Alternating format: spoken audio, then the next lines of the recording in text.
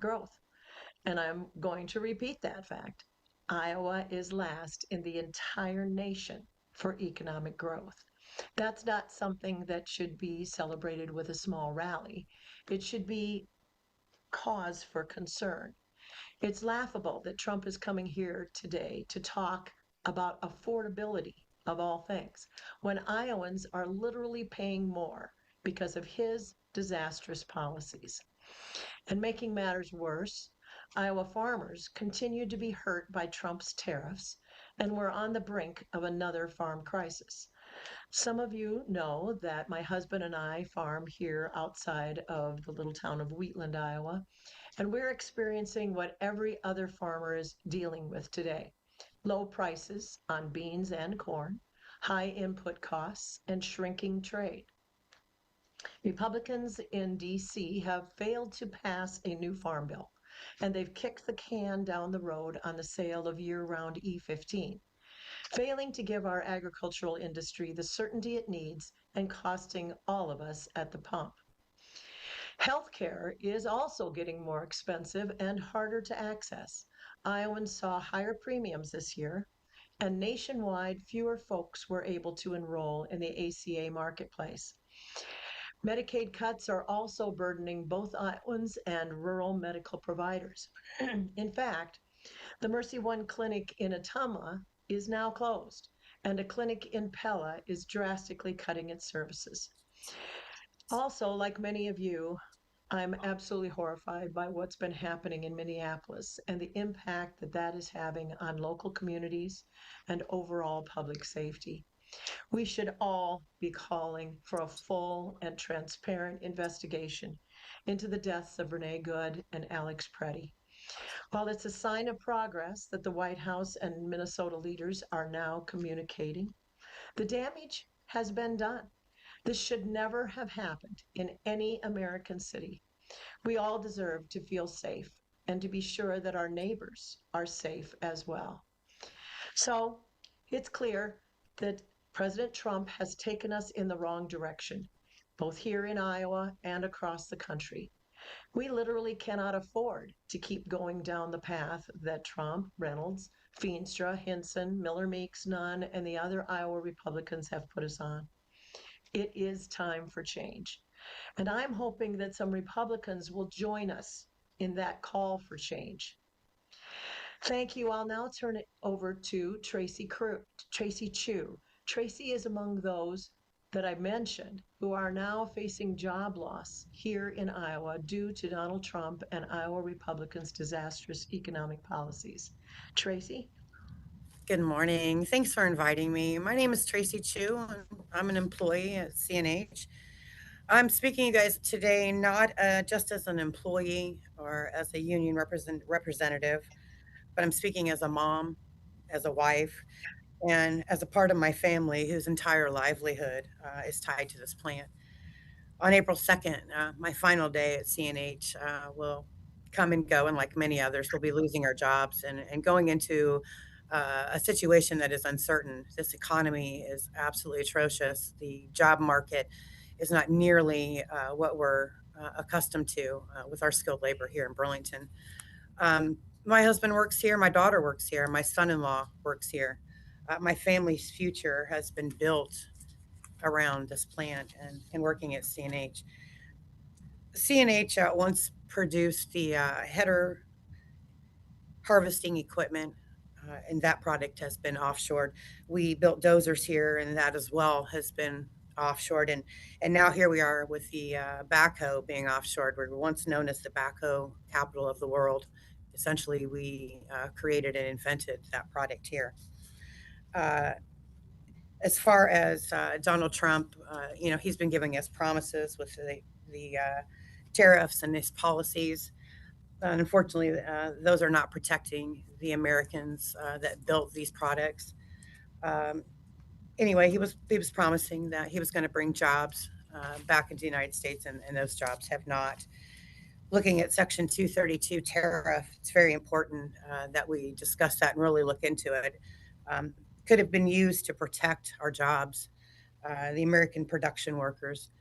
Instead, companies were allowed to offshore manufacturing, and sell the same equipment back into the United States and face really no accountability. That's a form of dumping that affect families like myself that have paid the price for it.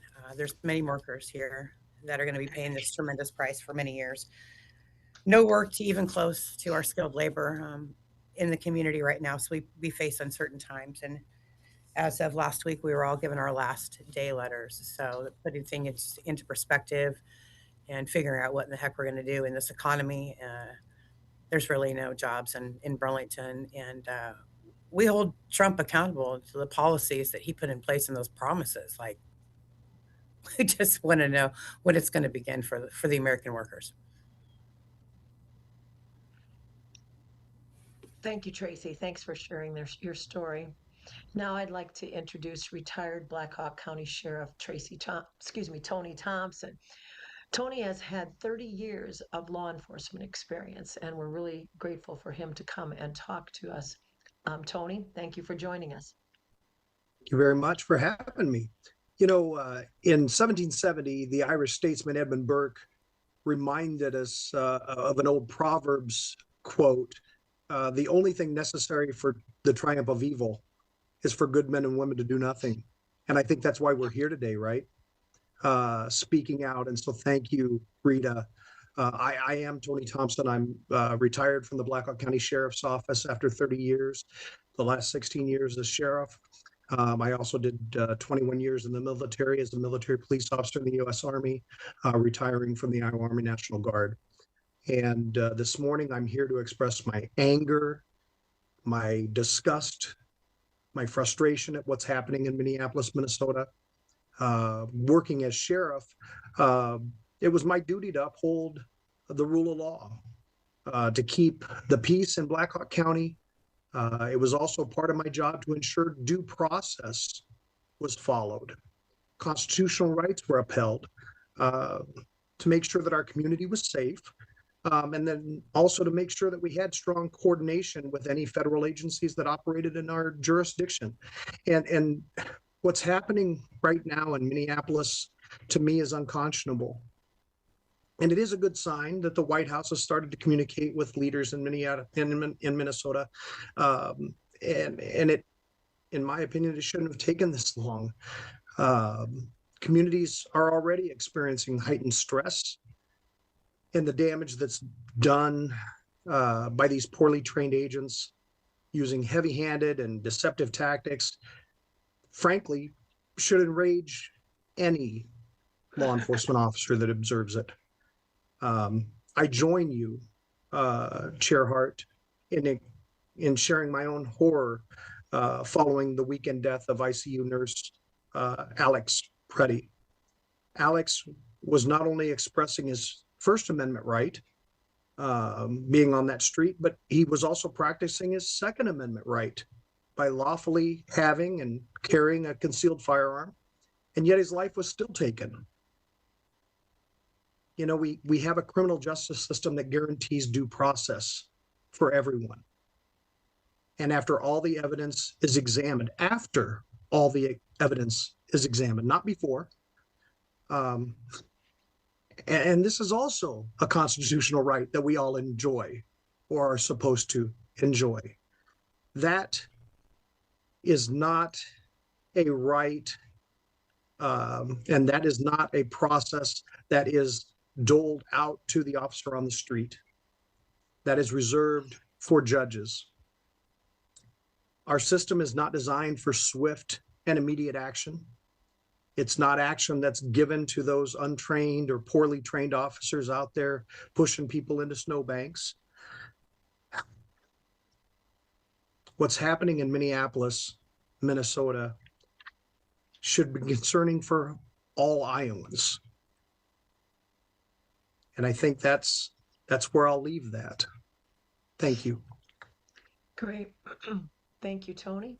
And now I think Paige will open it up for questions. Yep, if anyone has any questions, please use that raise hand feature and we will call on you individually.